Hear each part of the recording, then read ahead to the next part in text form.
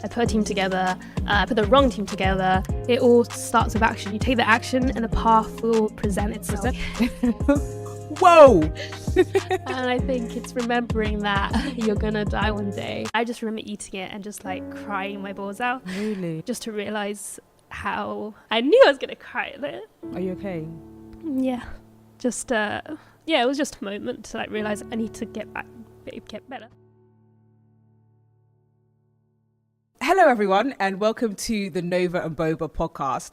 Here at the Nova&Boba Podcast, we interview the UK's most innovative and inspiring early stage founders.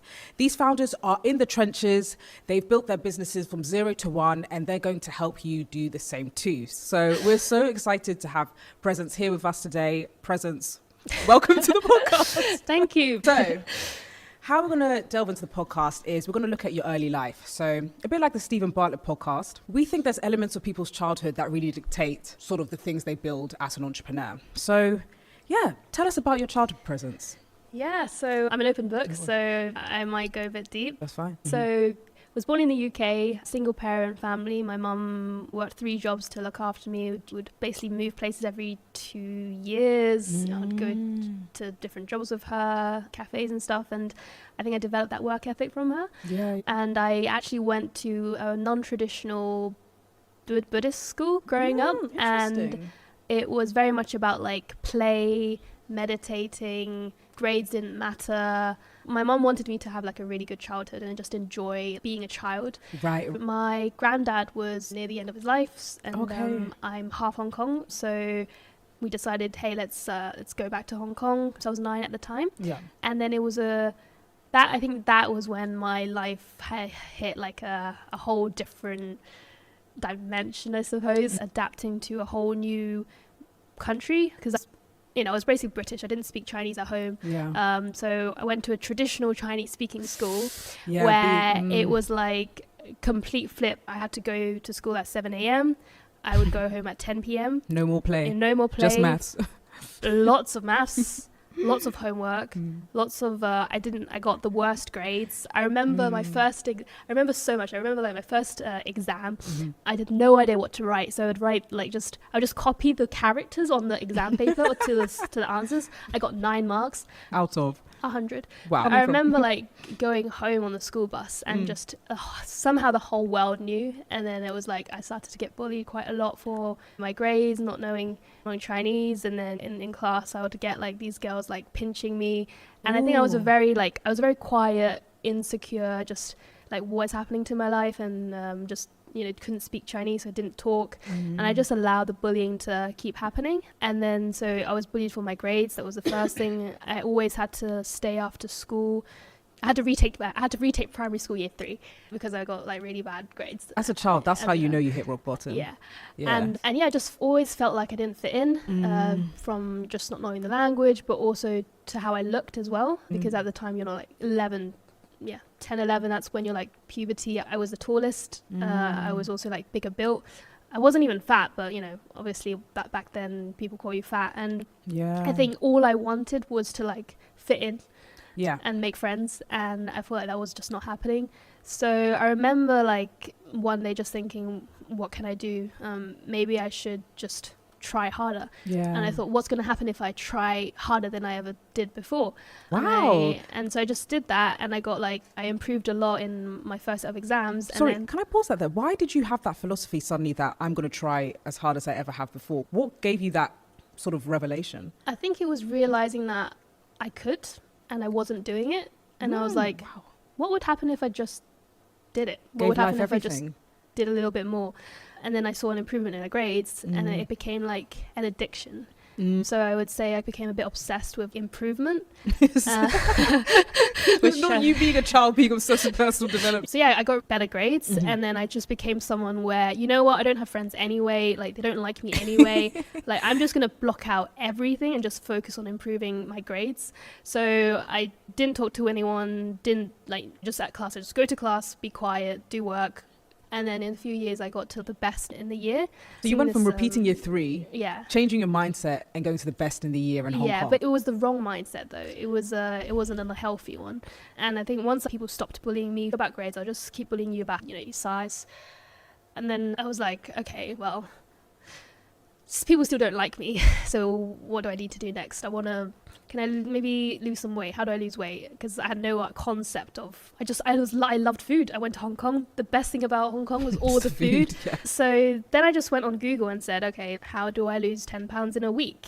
And then that came up. 1 week diet, 1 apple a day and 1 cup of milk a day. So you saw that diet and then you just did it. I just like, okay, if that's what they're telling me to do and it works and people are saying it gets results, then let me do it. So I was 11, 12 at the time. It seems like you've got a very all or nothing approach to everything. Yeah, I think that's my personality. And so I did, and then that spiraled into a complete eating disorder.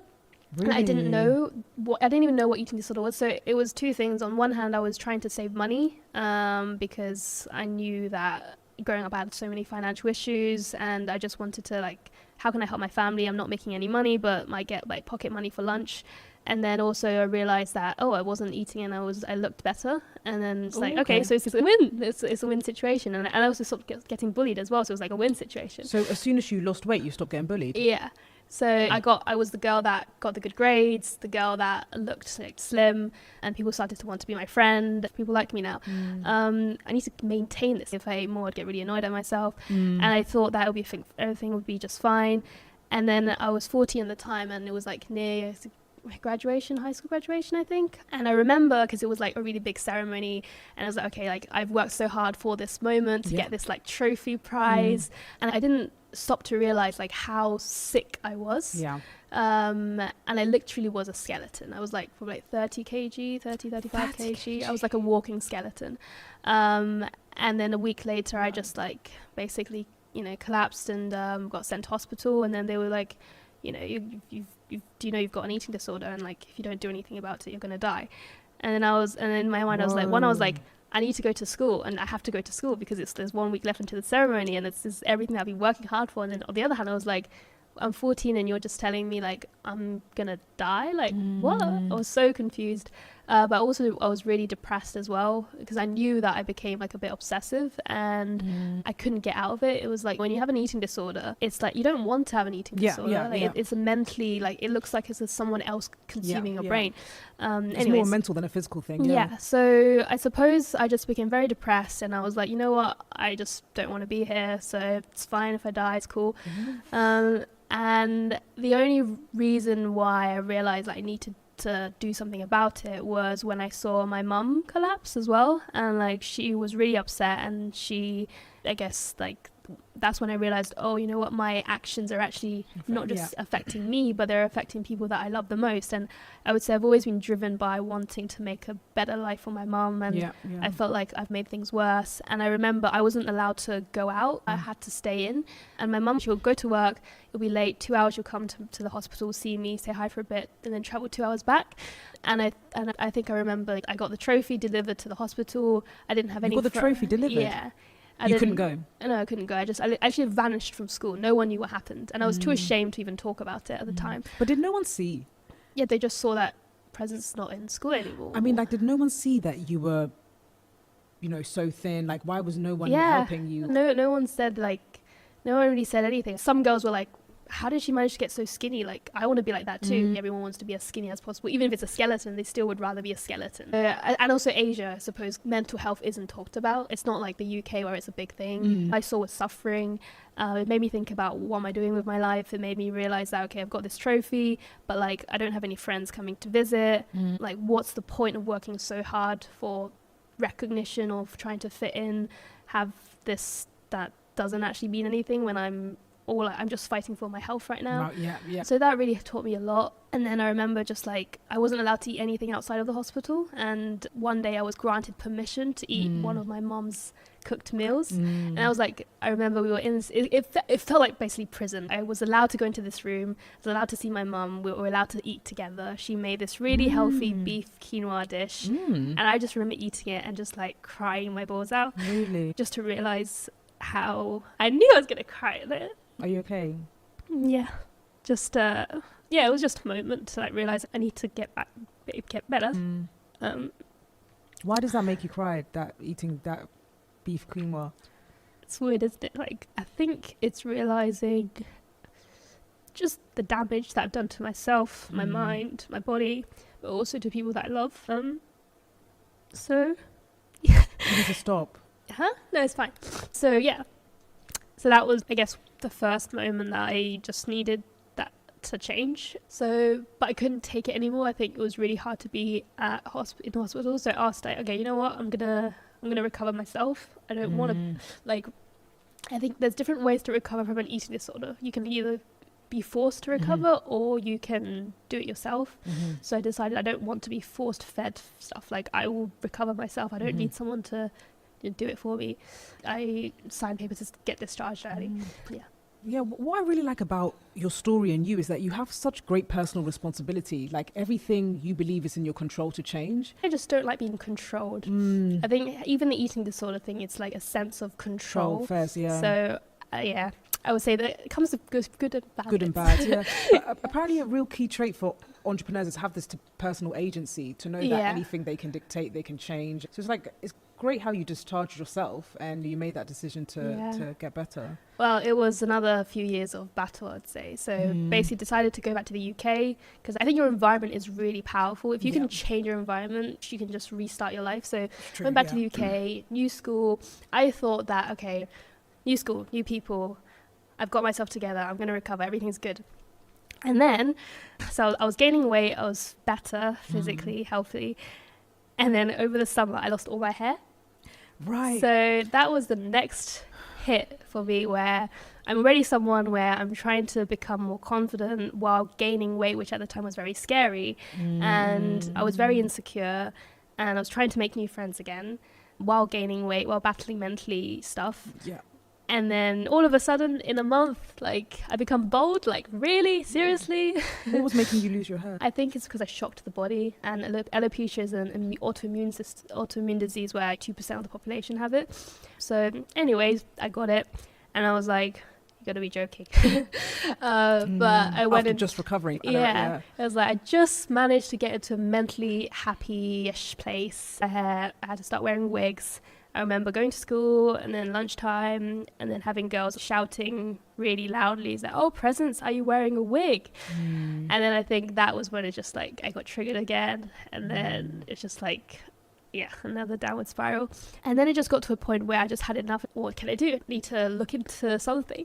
And that's when I became interested in personal development. So then I just I had my whole room covered in, like, quotes. David Goggins. Like, just positive quotes, like, love yourself. You know, okay. You're beautiful the way you are. You're amazing. And then I just became really interested in podcasts. So I remember the School of Greatness was one of my favorites. Oh, yeah. I focused on embracing myself. So I went from wearing just, like, this black short wig that I would wear every day for a year to then, like, some days I'll go in a red wig or like a brown wig or like a black wig. So, like, every week I would, like, wear different wigs. Do you know how that inspiring is that you took it in your stride? Yeah, I think when I learned to embrace that, okay, this part of me I don't like, it's making me depressed, people are making fun of it, how can I turn it to the opposite? How can I say, you know what, like, yeah, I wear wigs, so the fact that I wear wigs, I can literally wear lots of different wigs whenever I want. And I found the wig world so fascinating because there's, like, so many different ones. There's ones that are really realistic, there are ones that are just so nice and I just, like, really liked it.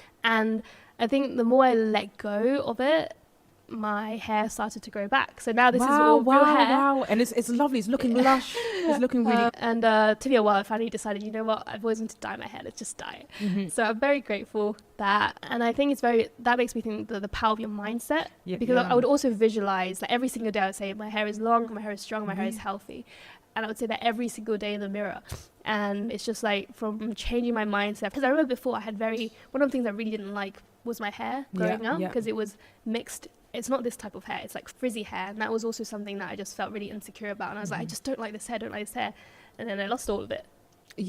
Crazy. So now I'm very careful of what I say, what I think, and I still need to work on it, to be honest, but that was just, like, one of the moments that I guess I fully learned to just like who I am a bit more, and just, like, who cares what people think, really learn that my personality, my character is way more important than how I look. So another thing I really cared about was, like, solving, like, fight poverty. How can I make an impact in this world and actually contribute towards making the world a better place by solving poverty. Okay, maybe it's understanding this, so it's economics, and they're becoming an economist and then influencing policy. It was your dream to study economics at LSE? It was either economics and management at Oxford because okay. it was, I did want to do business, but I was like, okay, business or economics. Economics is more like prestigious, and economics at LSE is the hardest. So I intentionally wanted to choose something that I was bad at, which is, again, now I will always focus on what I'm good at. But before I was like, what's my weakness? What do I want to improve on? It's like maths, and I think doing economics at LSE is gonna be the thing. Yeah. Were you happy? Are you looking back? Are you happy that was your goal? I mean, because I think if people don't know, you subsequently dropped out, didn't you? I think every single decision you make impacts the next thing, that impacts the next thing, that impacts the next thing. And I think if one small thing changed, if I didn't meet certain people, my whole life would have changed. So I'm happy where I am now, and I wouldn't change anything. So I'm the CEO of my own venture studio. I would really like to try to be CMO, to be honest, because I would say I'm a creative person in heart.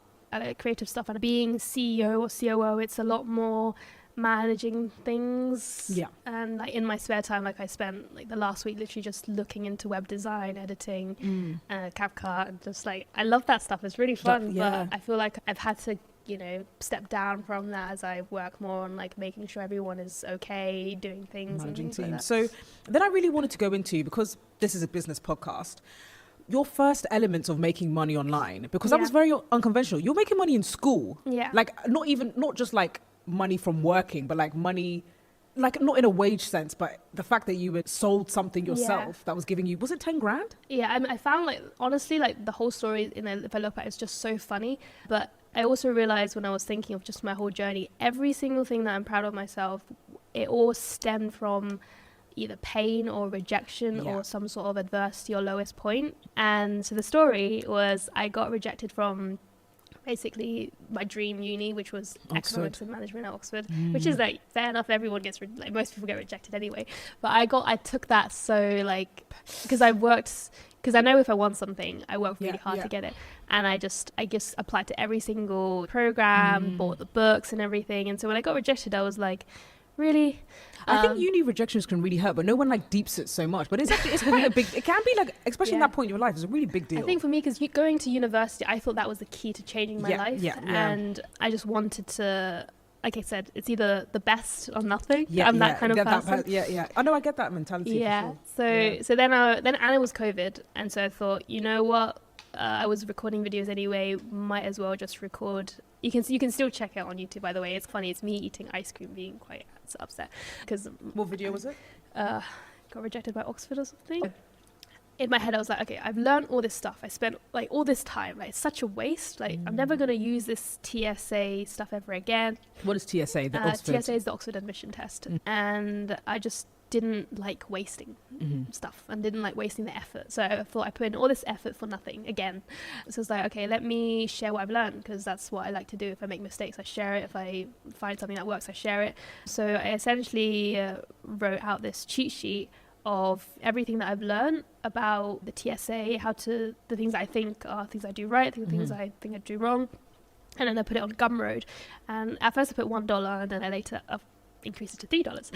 And I just thought, see what happens. And then I started getting emails of people buying the cheat sheet, and I was like, I remember just like looking at it and like, did I just make some money off writing a cheat sheet, like I took probably an hour to do, about an admission test that I failed from a university that I got rejected from?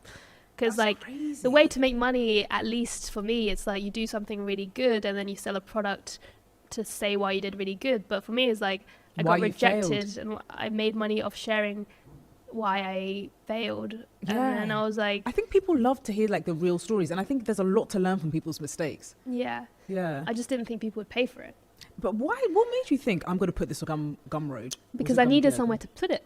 So everyone was saying Gumroad. So I was like, okay, let's put it in Gumroad. And then you can click free. But what made you think I can sell this? Like I didn't. I was like, I can put $0 or I can put like $1. Just one, right. Okay. And I was like, there's no harm in putting one. Like, I don't think I'm going to sell it anyway. Like, let me just put one, see what happens. and people were buying it, and then I'd put it to 3 and then people were still buying it, and then it wasn't a lot of money, but to me it was like a whole, like it opened up a world that I didn't know. I think every entrepreneur has that like shift when they make the first money, that people actually buy this, or people, you can make money from this, and even if it's small, it's just like a little mindset shift. It's so scary to ask for money. I think we were chatting about this, it feels a bit greedy to ask for money. I think it's like a mindset thing. But yeah, anyways, sorry, going back to what I was talking about, the selling something and feeling greedy about it. I think that was when, because I realized like the only way to make money online, or the only way to feel like I should put in all this effort is that I really should get paid. Like it's about because I was doing so much free it's a stuff. value exchange.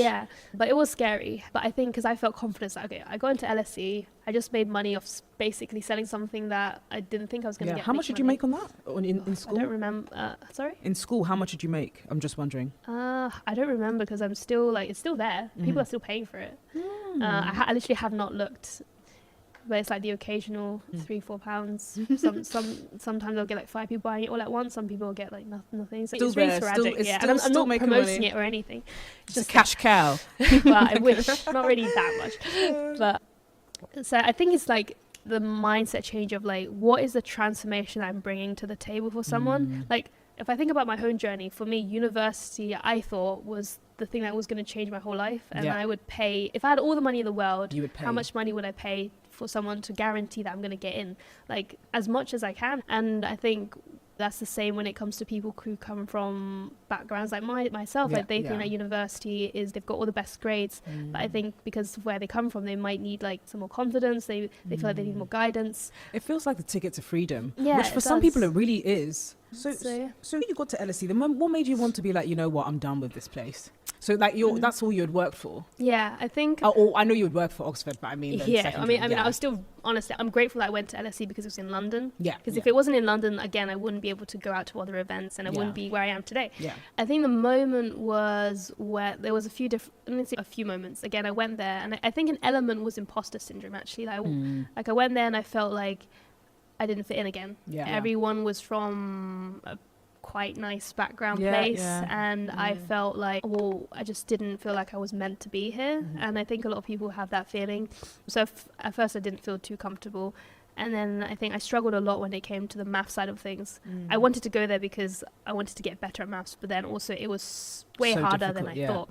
Everyone said it was intense, and I thought, I know it was going to be intense, but like I didn't think it was going to be that intense. And then my professor saying, oh, by the way, like this theory is out of date, no one uses it anymore, but it's going to be in your exam. It's like, why are you even learning it? And I was just like, what's the point? I've spent all my life learning, like remembering stuff, and I don't even remember most of it. And now I'm at university, which I thought I'm finally going to learn something I'm gonna use. And then it's like, oh, it's not exactly as I thought. And then I remember just doing my finance exam using like pen and paper, and I'm like, why am I not using Excel? I started to question more, and I was just not really happy. And I think after, I was still doing the personal statement stuff. So it was a massive contrast between like, okay, at university, I didn't fit in. I didn't like what I was doing. I was just a bit upset. And then I'll go home and I'll do my creative stuff, like personal statement stuff, talking to students, and I would get this like alive feeling. So it's like, I feel really alive doing this, and I feel dead doing this. So that's when I started to think. And obviously I felt very guilty because young people came to me for advice to get in. And then you were about to. And I was like,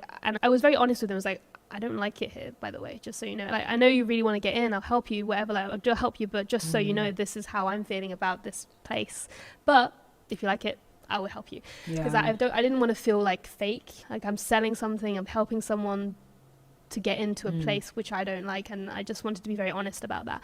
I really want to delve into this. How did you figure out, I'm going to drop out of uni and I'm going to be an entrepreneur? Like, what happened that took a while. So when I realized, okay, I'm not doing what I'm studying, and I also was a bit tired from the personal statement stuff because I felt like I wasn't growing. And in your 20s, you want to learn, you want to experiment, you want to try everything so that you're making the right choice. So I decided to stop the digital stuff and just go into tech startups because I didn't know what that was about yet. So then I got very involved with the Entrepreneurship Society. I joined a student accelerator. And the first thing I wanted to do was build an app that would gamify personal finance, because I solving poverty was something that I was really passionate about. And I went to uni, and the other thing was like, why am I not learning about taxes? Why am I not learning about personal finance? Like, I thought this is where I learned this stuff. And I was like, okay, it's not, and okay, this is a business opportunity. Yeah. And it can be like an app. So I joined the accelerator, I put a team together, I put the wrong team together. Yeah, spill the tea on that, because... Yeah, so you've got people who are interested, but they don't know if that's the path they want to go in the long run, so they want to just try it out. And then you've got people who join just for their CV. They want to say they've done something, they want to see the entrepreneurial spirit, so they can then take it to a story in an interview. And if you put all these groups of people together in an accelerator, in an incubator, they're not going to match, like, you're going to have the wrong team. It's the wrong incentive, the wrong intention. But don't people who want to build something and want to be there to build something, won't they attract one another? It's hard when it's like an online accelerator, I think. Oh, it was online? It was online, it was during COVID, and I suppose you don't get as much time. I mean, it could just be COVID, to be honest. But yeah, so I basically had a team of non-technical people. We built out the prototype. But the one thing I realized is that, so we built it first, basically. And when it comes to personal finance and stuff like that, like, universities is already stressful. There's a lot of stuff going on. The last thing you want to do is learn about something you're not going to use yet. So, like, we'll probably want to learn about taxes and personal finance stuff when we've got the dough. And most students don't, right? So then I realized I was building something that people probably didn't want. I mean, there are a few apps out there that are doing really well. That's exactly what I wanted to build. But for me, it was extra challenging. And I think also because I just didn't feel it from the team. What were the key mistakes you made when finding a co-founder? I think it's difficult because you need to always expect that people are going to change. And it's really similar to marriage or dating. You want to find someone to date, to marry, where you can grow with this person together towards a direction. I would say learning each other's language is important, because you're going to have conflict. I see that the same as dating. So you're going to have conflict. You will always have conflict. How will you manage that? How are you going to speak to each other, communicate with each other? What's your working style like? I would really give it a go to test things out. So the projects that we have right now, the co-founding teams, they are very solid. They've known each other for a long time. They've done different things before. So I would say before going into something like a marriage date, try different things, do a few different projects together. See how you resolve your conflicts. Yeah, I would say don't jump straight into things. And for me, I would just jump straight into things. I still jump straight into things. Me too. Like, I can't help it. Like, I always do it. I'm always like, this is the one. And then not in terms of it, but just in general. Yeah. But I think it's always good to have that optimism and positivity every time you go into something, to like be like, this could be it. Like, I think that energy needs to... Yeah. I also think I think there's a big emphasis on finding the right co-founder, which I agree is very important. But I think it's equally important to find the right team. No business is built alone, and no business is just built with two co-founders. If if your vision is really big and you want to get to somewhere like really far, start thinking about the group, the whole group of people you want to bring into the business, not just the one co-founder. But there's also this man on LinkedIn who's built a £10 million a year. What was it, a year or a month? That's a big difference, but by himself. No, it's possible as well. I think we're going to see more and more as well with AI. There's a lot of like individual businesses. Like we've got our own AI company that one guy, he's built out insane stuff, like automates literally every part. We've got the AI CEO that then reports to the AI, CMO, AI, this, that. They can do the stuff, and then they report back to the AI CEO, reports to the actual CEO. It's really cool. But on that being said, so we want to go into the present. So this is going to be one of the final sections of the podcast. It's like, what are you building now? Like, you've had this long journey, being bullied in school, battling anorexia and beating anorexia, then going to LSE, then dropping out of LSE, then making money online, to now... elevate. To now... Helping people elevate is really the goal. So what is that? Explain that, please. What do you do? I became very interested in blockchain. But I thought it was like really crazy how people were putting in so much money into like monkey JPEGs. It just made no sense. And then I interviewed a guest that educated me on blockchain, and I found it very fascinating when it came to the use cases of NFTs in like both gaming and like the ticketing industry. But then I had this startup idea that I couldn't get out of my head. So it was like an NFT rental protocol, and it was like for the first time that I had this like inner calling kind of feeling, where like I had this idea. When I was in class, I'd think about it. When I was sleeping, I would dream about it. Like I could, like, there was nothing else I could think about. And then I had this big sense to like, this voice to like tell me to go and try it. And that was when I was battling between drop out, not drop out, what do I do? And I thought, okay, there's no harm in taking a gap year and just going all in for the first time on something that I believe in. Because you could always go back. Yeah, because my mum was like, no, like you can't, you don't do this. My friends, like everyone was like, you know, why would you take a gap year? Just finish it. Like, why can't you just finish it? And I was like, no, I want, because timing is really important. And I think at the time, the blockchain space was still early. I thought this idea, everyone was talking about owning NFTs, but I was the only one talking about like, okay, I wasn't the only one, but I was the early one talking about like, I don't want to own an NFT. I just want to use it. I don't care about owning it. Can I not rent it? If I can rent this bike, can I not like rent an NFT? Yeah. And so I thought, like, if I don't do this now, someone else is going to do it. I don't want to waste that. Like, it has to be now. I think speed and execution is everything. And I also can't I can't go half in on it as well. So it's like, I have to take this gap year. And I thought it's about time I listened to myself for once. Yeah. So I did. I took the gap year. And that was another crazy journey, honestly. I made so many early founder mistakes. My first two co-founders were in their 30s, so they were already working and stuff like that, and they had different goals. And then they left. They decided that it wasn't, they already built startups before, and I suppose now I know if I knew the journey was going to be this hard, I mean, I don't blame them at all for deciding to leave early, because it is hard, it is stressful. And I think for people who've got like a stable life, everything's good, you don't want to put yourself in the fire again. You don't want to go through that pain.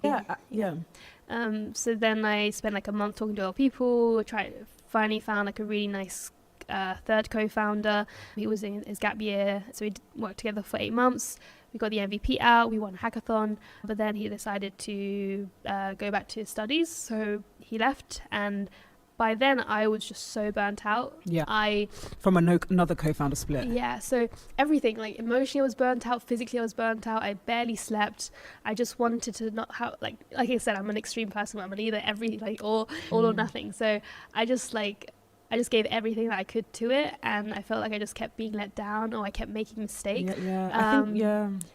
At the time, there was no like student getting into blockchain. I was always the only student, so I thought, let's start doing events to bridge the gap between Gen Zs and Web3. And I was doing this honestly for like something to just something fun to get out of the pressure and stuff. And I met a lot of really cool people, and so when my co-founder left, and I was like, you know what, I think it's time to just wrap it up, which was really, because I was so emotionally attached to it. Like my identity was around the startup. I dropped out from the most important thing in my life. Well, I left, I took a gap year, thinking that I wasn't going to go back anyways for this. And I just felt so broken, I remember. Disappointment in entrepreneurship's real.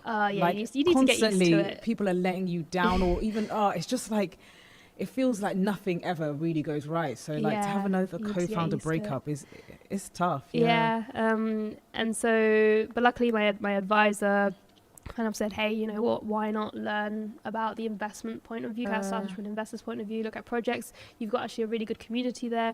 And then he introduced me to his business partner, Ricky, and he didn't go to uni, and his whole life he's been just leveraging his community to build companies. And I found it very interesting. You said he's made hundreds of millions. Yeah, he's got a very strong track record. So I started to learn from them, and essentially the problem that we're aiming to solve is that we need a better way to build businesses, a lot more collaborative way. 90% of startups fail, and 75% of companies that raise VC money fail.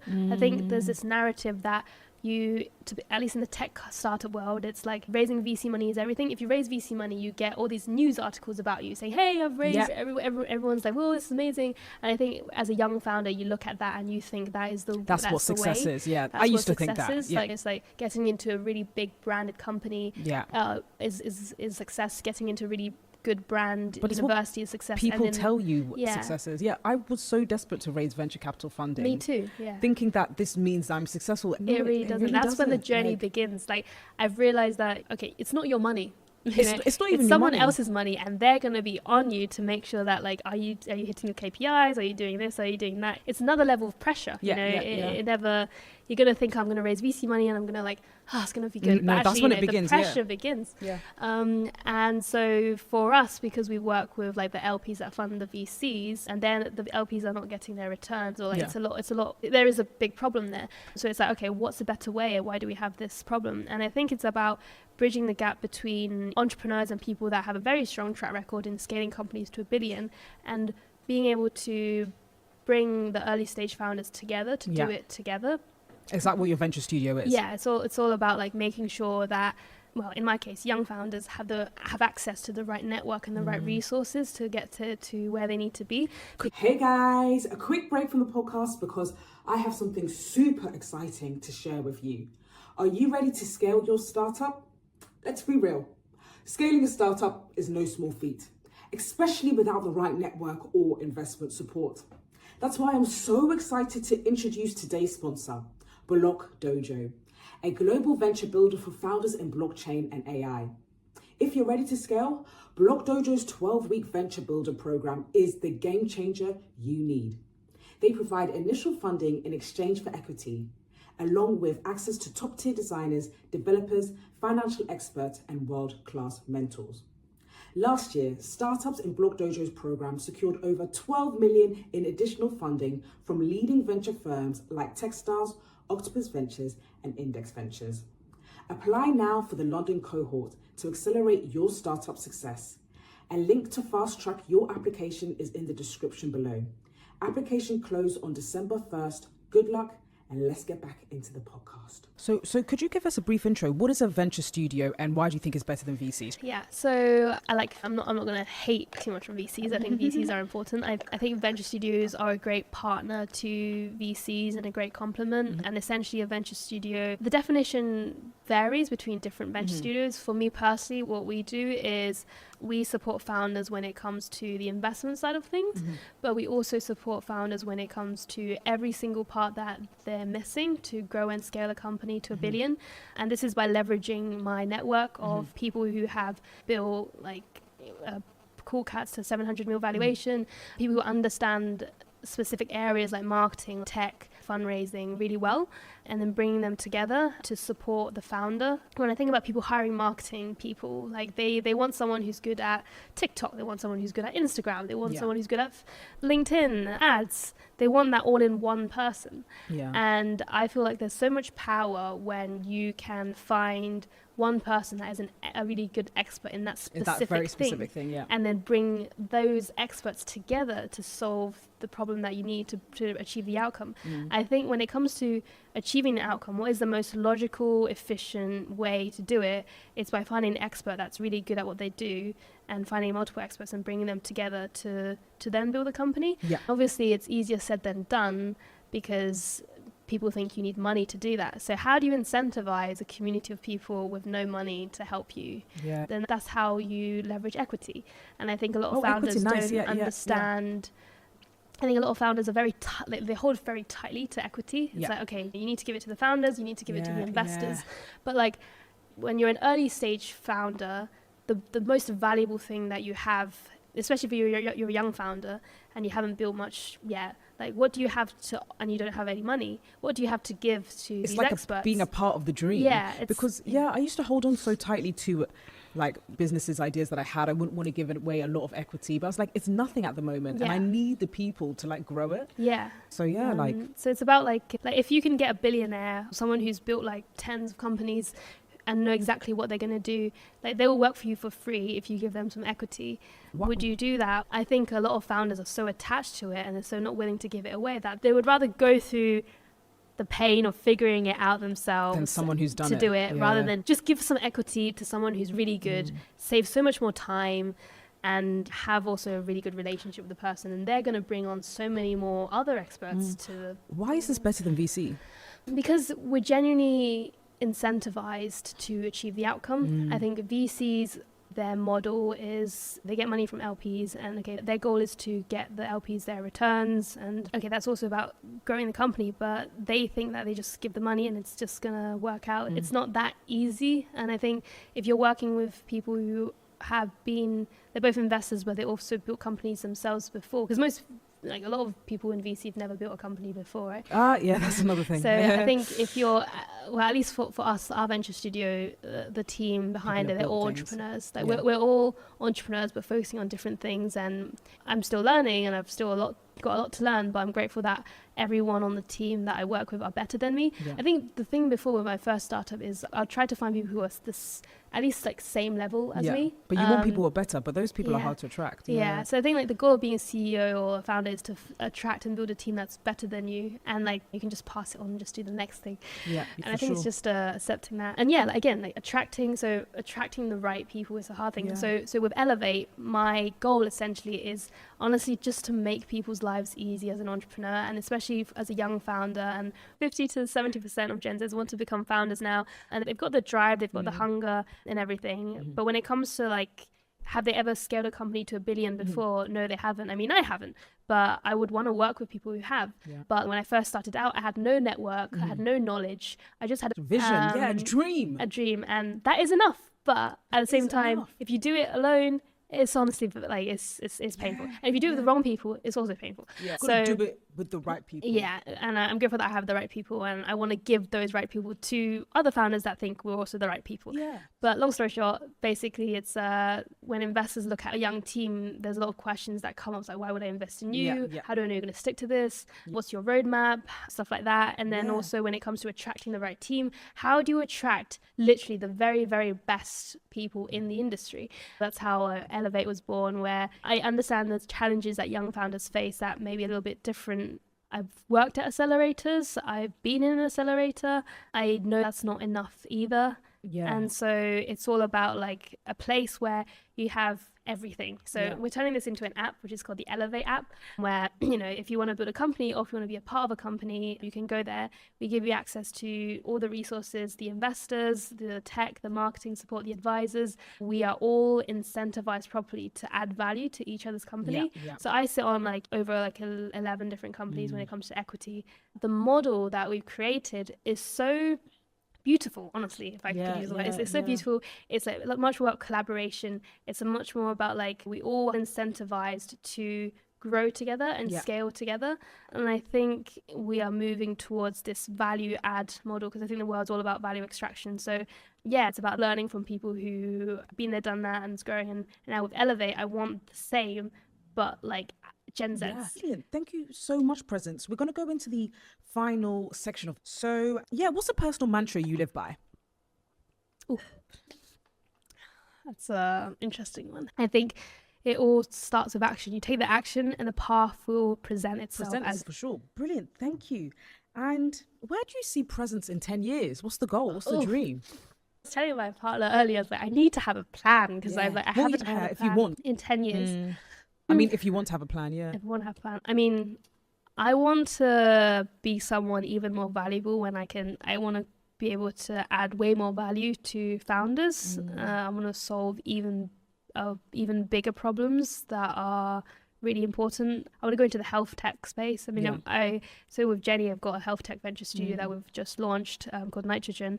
But for me, I think everything that I've realized, and going through burnout, stress affecting my body when it comes to acne and a lot of different things, and I also injured my back, and I just think there is nothing more important than your health. For sure. I think if the kind of life I want is going to be healthy, it's like self-care and stuff like that, then I should work in that space. Brilliant. So that's what I want to do. And the final question for you, Presence, is anyone watching this who wants, that nugget, that piece of advice that you think has really carried you through life, what would you say? You're going to die one day. Whoa! And I think it's remembering that you're going to die one day. That it's just like, what do you have to lose? If there's something, if you have got a voice inside you that's telling you to do something, or if you feel like something's not right, and you have this fear, you have these reasons why you shouldn't do something, even though you want to do it, I think it's just remembering that by the end of the people that are telling you stuff right now, they're not gonna be there soon. It's just think about your deathbed. That's really deep. Which quote almost makes me cry every time I see it? I don't even know why. Is it memento mori? Is remember you are mortal? in Latin. Yeah, and it hits different. Like basically what you said, like one day it'll all fall away. Yeah, No and one I will think care. also when it comes to being a founder, it's like the journey is tough, and I think when you're first starting out, you make it all about the company, but don't forget about your relationships, your family, your partner.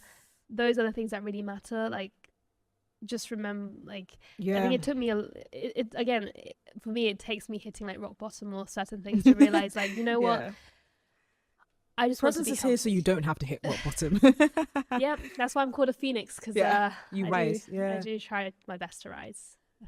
Brilliant. I think we'll end it there. Thank you. Thank you so much, Presence, Thank you for having me. being so vulnerable. I hope it shared some useful stuff. Yeah, your story's been really inspiring. This is really good. Thanks. Shout out Babology. No, I'm kidding. But thank you so much, Presence, for being such a beautiful presence here today. Thank you so much for just making this happen. I'm just so bullish on this podcast. I can't wait in 10 years, I want to be working with you on this stuff. I love that. I want to be working with you too. Thank you, Presence.